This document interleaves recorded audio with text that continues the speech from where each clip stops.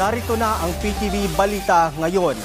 Bago pa man manalasa ang bagyong Uwan, nakapreposisyon na ang ilang mga ayuda ng Department of Social Welfare and Development or DSWD Ilocos Region. Narito ang balita ni Rocky Bautista ng Philippine Information Agency Ilocos Region.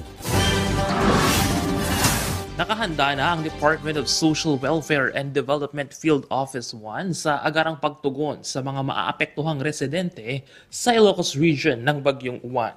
Sa kabuuan, 94,098 family food packs, 10,372 non-food items at 4,525 ready-to-eat meals ang nakahanda.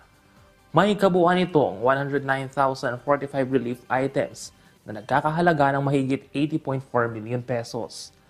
Ang mga ito ay nakapreposisyon sa isang regional at 2 satellite warehouses.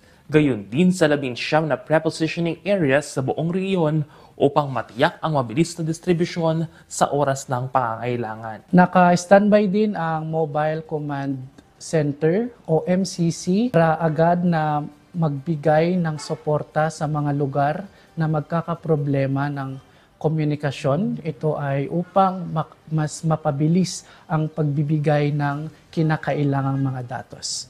Gayon din ang Mobile Kitchen o MK upang magbigay ng hot meals sa mga pamilya o individual na lilikas sa ating mga evacuation center. Patuloy din ang inspeksyon ng mga stockpiles at pakikipag-ugnayan sa mga lokal na pamahalaan para tiyaking maayos ang operasyon sa oras ng landfall ng bagyo. Lagi po itong darating na bagyo, maulan po siya.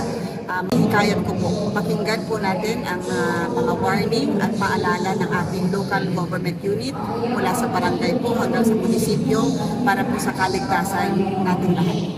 Paalala ng DSWD, ang mga lokal na pamahalaan ang unang bumeresponde tuwing may sakuna habang handa naman ang ahensya na magbigay ng augmentasyon at karagdagang tulong kung kinakailangan.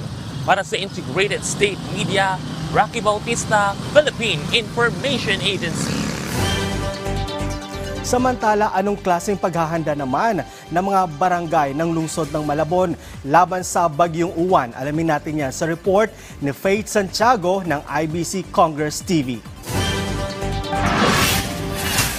Puspusan ang paghahanda ng iba't ibang barangay sa Malabon dahil sa banta ng Bagyong Uwan. Dito sa Barangay Baritan, ibinahagi ni Barangay Captain Glenn Santiago ang proseso ng maagap na pagkilos ng barangay na nagsimula sa preemptive meetings hanggang sa paghahanda ng relief items at equipment. Buhat na rin sa karanasan ng lugar sa mapinsalang baha, nag-invest na ang barangay sa mga kagamitan tulad ng CCTV monitoring and announcement system, gayon din sa generators sa panahon ng blackout. Ngayon, inuna namin talaga bumili ng 2 bagong generator para sa isa sa evacuation center, saka isa rito sa barangay command center. Kasi importante, unang-una, yung communication. May surveillance system din ang barangay na kayang magparating ng mga anunsyo sa bawat lugar sakaling kailanganin ng mag-evacuate. Agaran ding inihanda ang food relief items sa mga residente na posibleng maapektuhan sa evacuation center man o sa kani-kanilang tahanan.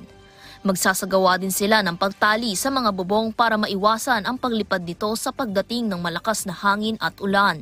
Sinisiguro ng Barangay Baritan na walang taong maiiwan sa pagpapaabot ng tulong sa gitna ng sakuna.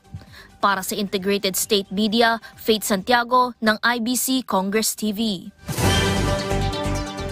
At yan ang mga balita sa oras na ito. Para sa iba pang updates, i-follow at i-like kami sa aming Facebook at X sa @PTBPH. Ako si Noel Talakay para sa Pambansang TV sa Bagong Pilipinas.